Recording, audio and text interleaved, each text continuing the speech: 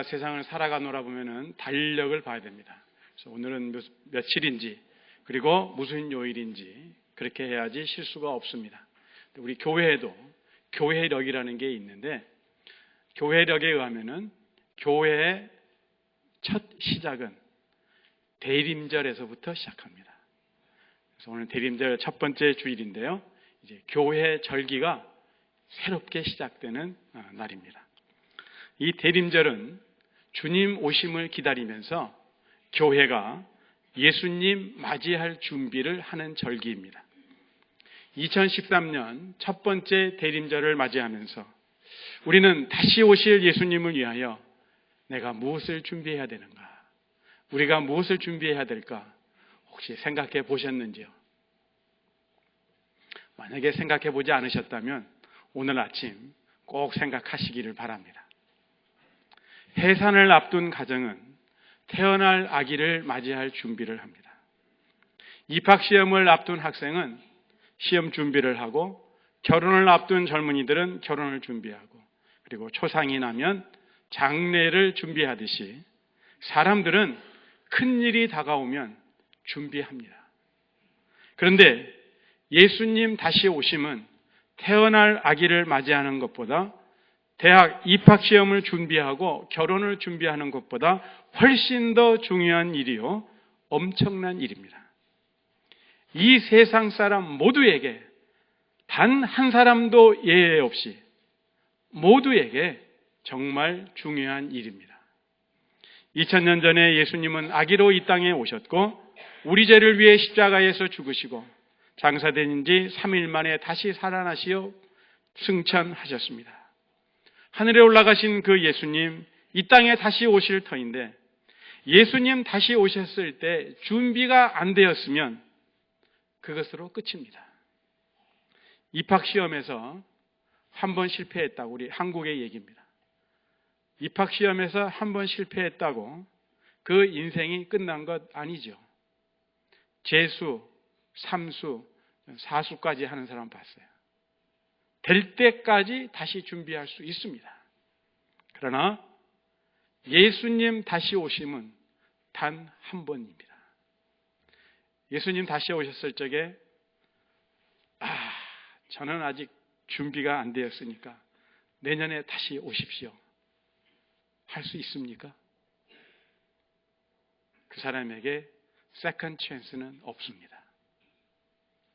그러므로 우리 예수님 다시 오시기 전에 우리가 준비를 잘 해야 하는데 예수님이 몇 년, 몇 월, 며칠, 몇 시, 몇 분에 오실지 아는 사람이 없어요. 간혹 이런 사람 있죠. 예수님 오시기 전날까지 내 육신 하고 싶은 대로 마음껏 살다가 딱 하루 전에 혹은 몇 시간 전에 회개하고 예수 믿으면 될 거 아니냐고. 근데 애석하게도요. 예수님 다시 오신 날과 시간은 아무도 몰라요. 오직 하나님 아버지만 알고 계십니다. 그러므로 우리가 할 수 있는 최선의 길은 뭐냐? 지금 바로 오늘이라는 이 시간에 준비하는 것인데 그래서 예수님은 제자들에게 예수님 다시 오심을 얘기할 때마다 빼놓지 아니하시고 항상 준비하고 있어야 됨을 가르치셨습니다. 누가복음 12장 37절에 보면요. 주인이 와서 깨어있는 것을 보면 그 종들은 복이 있으리로다. 또 40절에 그러므로 너희도 준비하고 있으라. 생각하지 않은 때에 인자가 오리라 하시니라. 그러니까 예수님 지금 오시겠지. 오실까요? 안 오실까요? 아니에요. 생각하고 있을 때 오시지 않아요. 여기 보니까 생각하지 않은 때에 오신다는 거예요.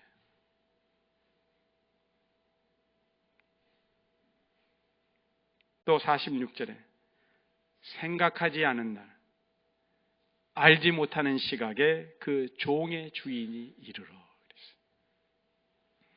또 마태복음 24장에 보면은 홍수가 나서 노아의 홍수 때 얘기죠. 홍수가 나서 그들을 다 멸하기까지 깨닫지 못하였으니 그러니까 노아의 홍수 때 아, 이게 멸망이구나라고 깨닫는, 언제 깨달았어요? 그렇죠. 꼴깍할 때 그때 깨달은 거예요.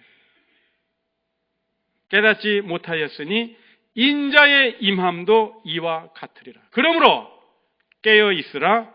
어느 날에 너희 주가 임할는지 너희가 알지 못함이니라. 계속해서 말씀하십니다.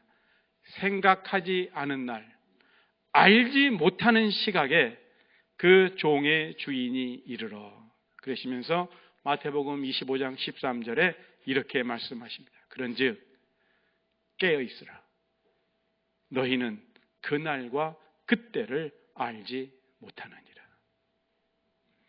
예측 불가능한 시간에, 생각지 못한 시간에 예수님께서 다시 오시기에 제자들에게 계속해서 깨어 준비하라, 깨어 있으라, 준비하라 말씀하시는 거예요. 바울도 그의 서신에서 성도들에게 기회 있을 때마다 깨어 있으라고 경고합니다. 고린도 교회에게 보낸 편지입니다. 깨어 믿음에 굳게 서서, 깨어 믿음에 굳게 서서 남자답게 강건하라. 고린도전서 16장 13절. 또 에베소 교회에게 주시는 말씀이에요. 그러므로 이르시기를 잠자는 자여 깨어서 죽은 자들 가운데서 일어나라 하셨으니. 에베소서 5장 14절. 또 데살로니가 교회에 보낸 편지입니다. 그러므로 우리는 다른 이들과 같이 자지 말고 오직 깨어 정신을 차릴지나. 저희 집 막내가요, 한국말을 어디서 배웠는지 정신 차려, 그 말을 지네 아빠 엄마한테 자주 해요. 정신 차려. 아마 그 아이 보기에 부모들이 정신없이 사는가 봐요. 정신 차려, 정신 차려. 데살로니가 교회 교인들에게 사도 바울이 한 말씀이에요. 오직 깨어 정신을 차리라. 오늘 로마서에서도요, 지금은 자다가 깰 때가 벌써 되었다고 바울이 로마 교인들에게 경고하고 있어요. 그러므로 이제는 정말로 깰 때입니다. 세상에서 힘든 일이 많이 있지만 그 중 하나가 자는 사람 깨우는 일이에요. 자는 사람 깨워보신 적 있으세요? 우리 집 막내가요, 중학교 다닐 때까지만 해도 안 그랬는데 어느 날인가 그 후부터는요, 고등학교 졸업할 때까지 아침마다 전쟁이었습니다. 일어날 시간이 되어서 깨우면 오케이 해놓고도 움직일 생각을 하지 않습니다. 학교 갈 시간이야 그러면 응 알았어 하고 그 다음 하는 말 조금만 더. 이 조금만 더가 사람을 잡아요. 조금만 더 하면서 뻗당기면요 정말 힘이 듭니다. 깨우는 일이 짜증이 나고 나중에는 화가 납니다. 화가 나는 정도가 아니라 폭발을 합니다. 그러니까요, 혹시 자녀들 가운데 깨우면 벌떡 일어나는 자녀들이 있다면 하나님께 정말로 감사드리세요. 이제 우리는 말씀대로 벌떡 깨어 일어날 때입니다. 성경을 보면은 예수께서 깨어 있으라 하셨음에도 깨어 있지 못해서 평생 후회했던 사람이 한 사람이 있는데 베드로입니다. 예수님은 베드로에게 시험에 들지 않게 깨어 있어 기도하라 말씀하셨는데 그때 베드로는 깨어 있지 못하고 그래서 기도하지 않았고 잠을 잠으로 몇 시간 후에는 예수님을 3번이나 부인하는 엄청난 실수를 범했습니다. 그래서 그 일로 인해서 베드로는 평생 닭소리만 들으면 눈물을 흘렸다고 합니다. 여러분들이 길 가다가요, 성당 건물을 한번 보세요. 성당 건물 꼭대기에 십자가가 있는 성당도 있고요. 어떤 성당은 장탁을 이렇게 걸어놓은 성당도 있습니다. 아마 어떤 사람은 아니 성당에 십자가를 달아놔야지 왜 닭을 저렇게 해놨나? 베드로가 닭 소리를 듣고 평생 동안 후회했다. 자기가 예수님 부인했던 것을 회개하는 그것을 생각하시기 바랍니다. 2013년 첫 번째 대림절을 맞이해서 우리에게 오늘 봉독해 주신 말씀은 우리에게 웨이크업 콜입니다. 우리가 어둠의 일을 벗고 빛의 갑옷으로 갈아입을 때가 되었다는 말씀이에요. 어둠의 일이란 예수 그리스도를 믿는 하나님의 자녀들에게는 전혀 어울리지 않는 일인데 13절에서 6가지를 말하고 있습니다. 방탕하고 술 취하면 사리를 판단하는 능력과 분별력을 잃게 됩니다. 심하면 감각까지 잃어버리고 제정신이 아니죠. 그래서 너무너무 술이 취하면 겨울에 잘못하면 얼어 죽는 사람이 있습니다. 또 음란과 호색은 양심을 마비시키고 죄악을 깨닫지 못해서 자신은 물론이요 다른 사람들까지도 파멸의 구렁텅이로 끌고 갑니다. 그리고 다툼과 시기는 이웃과의 관계를 부서뜨리고 나아가서 믿음의 공동체를 분열시키고 맙니다. 우리가 믿는 자로서 일상생활에서 방탕과 술취함, 음란과 호색, 그리고 다투지 않고 시기하지 않는다 하더라도 분별력을 잃어버리거나 양심이 마비되고 공동체를 분열시키는 말과 행동을 한다면 그건 밤의 일을 하고 있는 거예요. 이번 대림절 기간 동안 우리는 기도하면서 우리 자신을 훈련합니다. 사리를 제대로 판단하는 분별력을 행사하고 선하고 청결한 양심을 지킵니다. 그리고 다툼과 시기는 멀리하고 대신 화목하고 격려하며 감사하는 언어와 생활 그리고 선한 일에 힘씁니다. 헌신과 희생과 사랑을 실천합니다. 이러한 삶이 바로 빛의 갑옷을 입은 삶이요 주 예수 그리스도로 옷 입은 자의 삶입니다. 주님 다시 오실 때 준비한 자들과 준비하지 않은 자들, 여전히 어둠의 일을 행한 자들과 예수 그리스도로 옷 입고 행한 자들에게 무슨 일이 어떻게 벌어질지 우리는 다 잘 알고 있습니다. 영생과 영벌이 기다리고 있는데 마태복음 25장에서 예수님께서 말씀해 주시잖아요. 그때 다시 오신 예수님은 이 땅의 모든 민족을 양과 염소를 분별하듯 분별하십니다. 그때 오른편에 있을 양과 같은 사람들은 영생에 들어가는 사람들인데 이 사람들은 생전에 착한 일 한 것을 기억을 못해요. 왜 기억을 못할까요?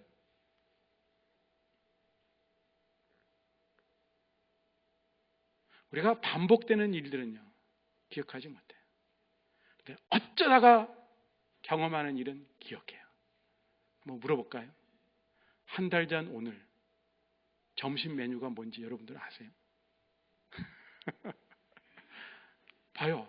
우리 하루 세 끼 그냥 먹는 거예요. 그러니까 일상적인 일은 기억 못해요. 그러면 오른편에 있는 사람들이 언제 우리가 그런 좋은 일을 했습니까? 라고 기억 못하는 이유는 왜 그래요? 이들은 선한 일 하는 것이 일상적인 사람들이요. 그리고 선한 일 하는 것이 그냥 몸에 배어 있는 사람들이에요. 근데 반면에 왼편에 있는 그 염소와 같은 사람들은 자기네들이 착한 일을 한 걸 다 기억하고 있어요. 그래서 우리가 언제 그런 일을 안 했습니까? 그러니까 이런 사람들은요, 착한 일을 어쩌다가 한 사람들이에요. 그러니까 뭐가 몸에 밴 사람들이에요? 악한 일 하는 게. 어둠의 일을 하는 것이 몸에 배어 있는 사람들이에요. 그래서 이들은 영벌로 들어갑니다. 그래서 예수님은 제자들에게 말씀하십니다. 누가복음 21장 34절에서 36절 말씀인데요. 제가 읽습니다. 너희는 스스로 조심하라. 스스로 조심하라. 정신 나간 남편들이 가끔 계세요.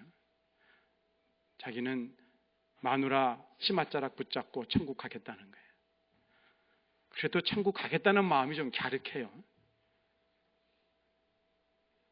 그렇지 않죠. 스스로 조심하라. 그렇지 않으면 방탕함과 술 취함과 생활의 염려로 마음이 둔하여지고 뜻밖의 그날이 덫과 같이 너희에게 임하리라. 여러분, 짐승이요, 이게 덫이구나 하고 발을 집어넣는 짐승이 있어요, 없어요? 그런 짐승은 정신 나간 짐승이에요. 한 마리도 없습니다. 덫은 정말로 생각지도 못한 듯 덥석 잡는 거예요. 그러시면서 하시는 말씀이, 이날은 온 지구상에 거하는 모든 사람에게 임하리라. 예배되는 사람이 있을까요, 없을까요? 없어요. 이러므로 너희는 장차 올 이 모든 일을 능히 피하고 인자 앞에 서도록 항상 기도하며 깨어 있으라. 한번 저를 따라서 해봅니다. 항상 기도하며 깨어 있으라. 예수님의 말씀이에요. 항상 기도하며 깨어 있으라. 우리는 주님 다시 오실 때까지 항상 깨어 기도해야 됩니다. 바울과 초대교회 교인들은요, 다시 오마 약속하신 예수님이 금방 다시 오실 줄 알았어요. 그들은 자신들이 살아있을 때 예수님이 다시 오리라 기대했어요. 그래서 그들은 기도할 때마다 하나님의 나라가 이 땅에 이루어지며 아버지의 뜻이 하늘에서 이루어진 것 같이 이 땅에서도 이루어지이다 라고 기도했습니다. 그런데 그때로부터 오랜 시간이 흘렀습니다. 그 기나긴 세월 동안에 예수님이 몇 년, 몇 월, 며칠, 몇 시, 몇 분에 오신다는 거짓 예언들이 우리가 잊을만 하면 다시 또 들려와서 많은 사람들을 미혹해 있고 세상을 혼동케 한 것을 우리는 기억하고 있습니다. 그래서 그런 일들이 몇 번 반복되니까요, 예수님 다시 오심에 대해 많은 사람들의 기다림이 식어졌어요. 사람들의 기다림이 식어졌다고 예수님 다시 오시지 않나요? 아닙니다. 예수님은 반드시 다시 오십니다. 달력을 한 장 한 장 뜯을 때마다 예수님은 언제 오시나 고대하는 분 계세요? 많은 사람들이 예수님 다시 오심을 알고는 있지만 오랜 시간이 지나면서 면역이 되어 설마 오늘 오시겠어? 하면서 오늘 오실 가능성 0%인 삶을 살아가고 있습니다. 여러분, 오늘 교회 오실 적에 그래, 오늘 주님 오실지 몰라, 그런 기대감을 가지고 오신 분 계세요? 예수님이 오늘 오실 줄 몰라 그러면서 새날을 맞이하는 분 계세요? 그러나 예수님은 반드시 다시 오십니다. 예수님이 경고하셨고 바울도 뒤에 있을 때마다 경고함으로 예수님 다시 오심을 교인들이 심각하게 받아들였는데, 하물며 2000년이 지난 지금 우리에게는 더욱 가까이에 다가왔습니다. 그래서 우리가 처음 믿을 때보다 가까워졌다고 우리 말씀하고 있어요. 따라서 정말 심각한 일입니다. 우리 모두의 영원한 미래가 걸린 사건이에요. 시간은 똑딱똑딱 흘러가고 예수님 오실 시간은 점점 더 가까이 다가오고 있습니다. 부활하신 예수님께서 들려주시는 계시록의 말씀을 우리가 한번 보겠습니다. 요한계시록 16장 15절 말씀입니다. 우리 다 같이 한번 성경을 펴서 요한계시록 16장 15절을 보겠습니다.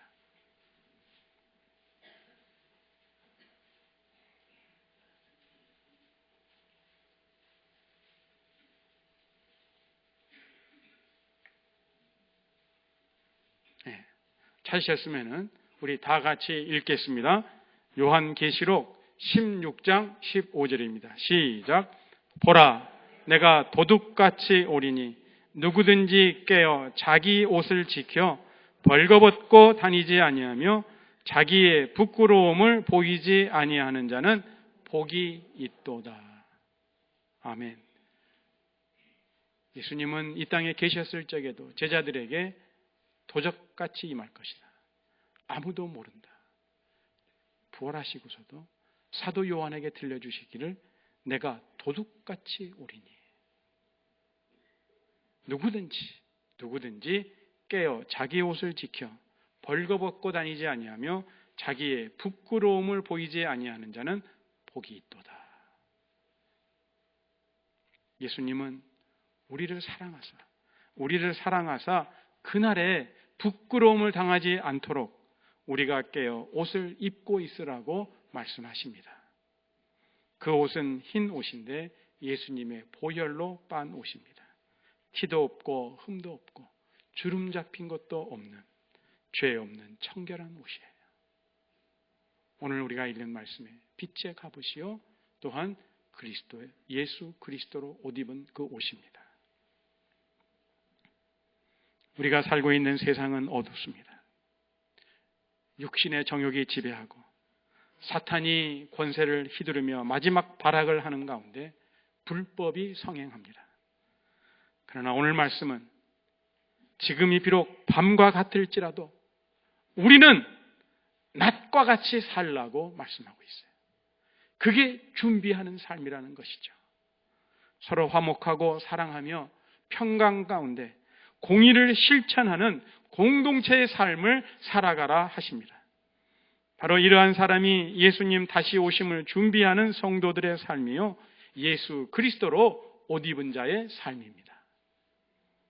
대림절은 교회가 주님 오심을 준비하는 절기인데 우리는 단지 대림절 기간만이 아니라 주님 다시 오실 때까지 늘 주님 오심을 준비하는 마음가짐을 가지고 살아야 하지만 특별히 대림절 기간은 하나님이 세상을 구원하시려 이 땅에 아기로 오셨음을 기억하면서 또한 장차 우리의 구원을 완성시키기 위해 이 땅에 다시 오실 예수님을 기대하며 그때 부끄럽지 않도록 자신을 돌아보며 삶의 자세와 그리고 태도를 되돌아보며 재정비하는 기간이 바로 대림절입니다.